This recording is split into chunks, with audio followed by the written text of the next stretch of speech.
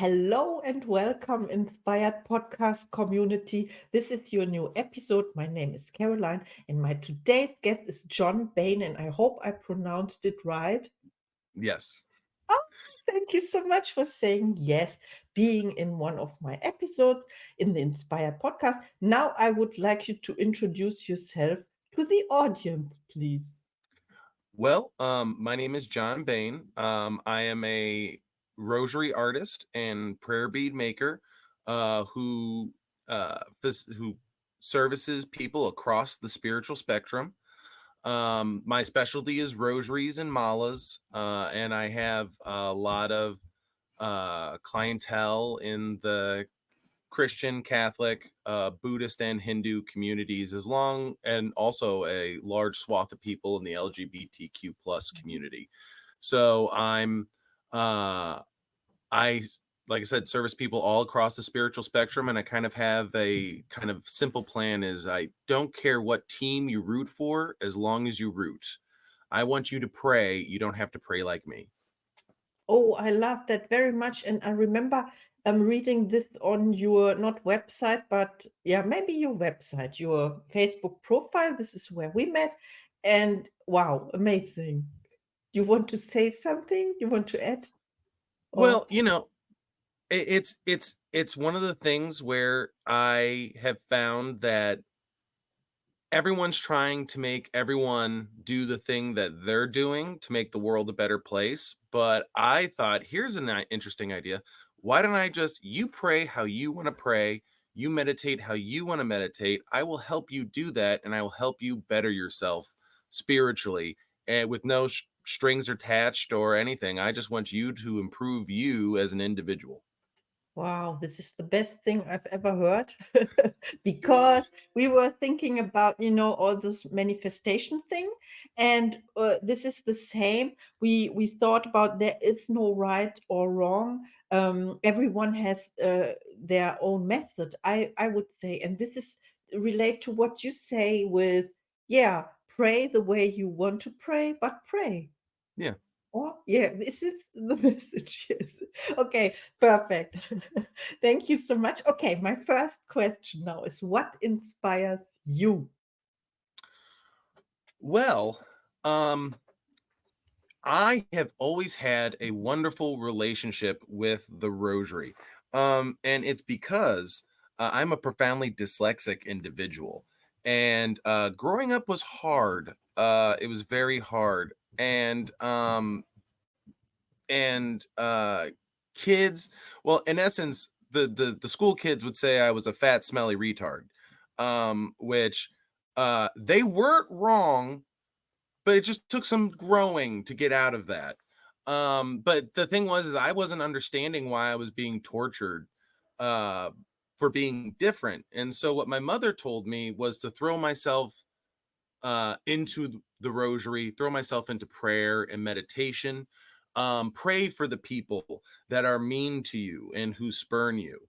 And that's what I did. And so uh I have two aunts who are nuns, gigantic Catholic family. I've got tons of rosaries for all occasions you can possibly imagine, not just the religious ones. And so to later in life, I get fired from a job. My family business had my family had a business. It fell apart, and then I went and got a job, and that fell apart too. So I was in a particularly low point, and I said to my parents, I was like, we went to a family trip in LA, and I found a rosary made out of coffee beans. Like someone take natural coffee beans and center drilled them. And I was like, this is the coolest thing. So I went home to St. Louis. I learned how some videos to fix it online. And then when I showed it to people, they're like, this is the coolest thing. And I was like, I think it's the coolest thing too. And so I kind of like started turning that into a business. And as I made interesting art pieces that were prayer beads, the reaction I was getting from people, it's like, oh, I love this. Could you do a rosary with this or rosary with that? And then what I slowly started to realize is there's a great thing in scripture where it's a woman afraid of being unclean reaches out and touches the cloak of Jesus because she's thinking all I need to do is touch the cloak and I can be healed. And Jesus could feel the spiritual energy leave him and go to this woman. So he's like, who just touched me? And my thing is that that's where I exist. I just want you to, it doesn't have to be Jesus. Don't get me wrong. If you want to reach out and touch Vishnu's cloak, that's fine too.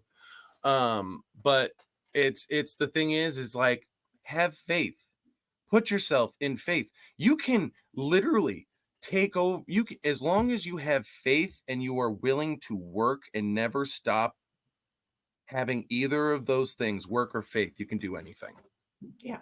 Faith without works is dead. Yeah. Yeah. Yeah. Nothing more to say. But I have another question. Who By all means. inspires you? Who? Sorry, one more time. Who inspires you? Oh. Well, that's actually kind of a loaded question. And actually, what I'm gonna say is women inspired me. That's kind of the best thing. Because the thing is that this thing always kind of comes back to women. The Virgin Mary, who is, in my opinion, the greatest woman of all time, she has been my mother and spiritual confidant, and the reason why I am able to be as, even though I've had trials, tribulations, and traumas, as well adjusted as I am, is because I have been able to take my angst and my problems and put them towards faith and then turn that into motivation, because the best revenge is success. And so the better you can do, the world wants you to fail because the world is a hurt and cruel place. And if you do not fall into those same pitfalls and hold off on that bitterness as long as you can, then you can do great things. And so the Virgin Mary, my mother, my grandmothers, my aunts who are nuns, and don't get me wrong, the men in my life have been incredibly good with reinforcing faith. But like I have had 3 people who weren't Catholic who bought my pieces as art pieces, who then learned the Rosary because they loved my artwork. And my grandmother who passed, she loved it. When I first, because I was kind of supposed to be, like I said, large Catholic family, I was kind of like the priest, the person who's supposed to be the priest in the family. And I was like, I like relationships better. Love Jesus, but I would like a family of my own. When I explained to her that I could do that, in the last few months of her life, she would show the rosary that I made her and be like, my grandson made this. Look, see how good it is. And, the women in my life are the strongest driver of my faith and those who really support me and drive me towards doing this. And don't get me wrong, and like I said, the men in my life, but also my father more specifically, because he gives me advice and tips and things and how to keep the business going and afloat. And I'm very thankful. But it is the women in my life who, beside or the family members who all gave me like my first break, technically were all my California female relatives, and they were the ones who told everyone else to get in line. So it's not just one people, but the women in my life who inspire me. Perfect answer. Thank you so much for sharing. I learned something. Okay, and my next question is, how do you inspire other people? How inspire other people? Well, the thing is, there's no better way to make somebody feel uncomfortable than to say, I'd like to talk to you about Jesus today. That makes a lot of people feel like, no, thank you. I understand, but no, thank you. Because the thing is it's always this feel this feeling of I'm trying to sell you something, and I'm trying to sell you something that's deeply personal and spiritual. And the thing is that I am trying to sell you something, but I'm not trying to sell you a belief system. I'm trying to sell you art, art that can actually make you a better person, depending on how much you utilize it and how much you believe. And the thing is I am zero pressure. You know what I mean? I mean, I've done work for people who believe in Santeria. I've done work for people who are Zoroastrianists. I've done, like, granted, there were some people who oh god, I forgot, the Madam of Death in Mexican uh narco saint culture. Like, narco saints have been asked for, and Satanists have asked me for stuff, and I've been like, I am sorry, I deal with positive deities. Mhm. And while you believe in them, and they're, so it's one of the things where it's like I help most people across the spiritual spectrum, and people are very, very thankful for that, because they're like, so you're not going to try to convert me to Catholicism? And I'm like, that's the last thing I want to do. I just want you to be a better you. Wow, this is a great answer. Thank you so much. Yeah, you inspire with your art, and these are rosaries. Yes, Hmm. people. Yeah, this is Catholic Church related. We could talk about the differences to other, but we don't do this now. Um, I'm surprised. Yes. Oh, it's so inspiring, and I can't wait to get to see your work, because I didn't do it in advance. I love to do these podcast interviews intuitively without knowing the people. It is, yeah, It's great. it's the best. It makes it feel more organic. This is a lived-in conversation, and so that's what these are very important. And the thing is that I have gotten press in the past, and it has been great to give an interview to people, but those are static. Those Mhm. are statues. They are immovable things. A podcast is an organic, it breathes, it lives, and it's so much better. And so that's why I'm so thankful for you allowing me to be able to speak. Oh, thank you so much. And I can add to that, it is not boring. When you say static, then it's boring. And when it's yeah, dynamic is the opposite. And we make it, we create. We Yeah. create this episode now, and when people listen to it, then it's in our past, It's so funny. Yeah. Okay. My next question is, what are your gifts and talents? My gifts and talents. Um that is a funny thing too. And the thing is on some level, um my gifts and talents are the ability to handle strife with kindness, and anger with love. And the thing Mhm. is that, because, like I said, because of the extreme dyslexia and the problems with kids growing up and things like that, I had to learn differently. I had to learn to socialize differently. I had to pay attention to every single social interaction to be able to be like, oh, this is how humans interact with each other. And while it's a terrible thing to say, it's a deficit that I had to learn and grow with. And from that, I learned to observe.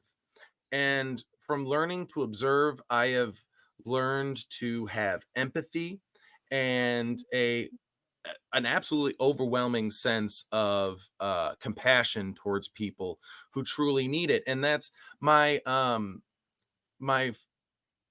a few months ago, a young drunk college baseball player walked into my home, and he thought it was his home. And so the only reason why this went well is because he was a compliant drunk. But the thing is that where most people in the States would be like, you could beat that guy up, you could shoot him, you could call the police on him, all these things.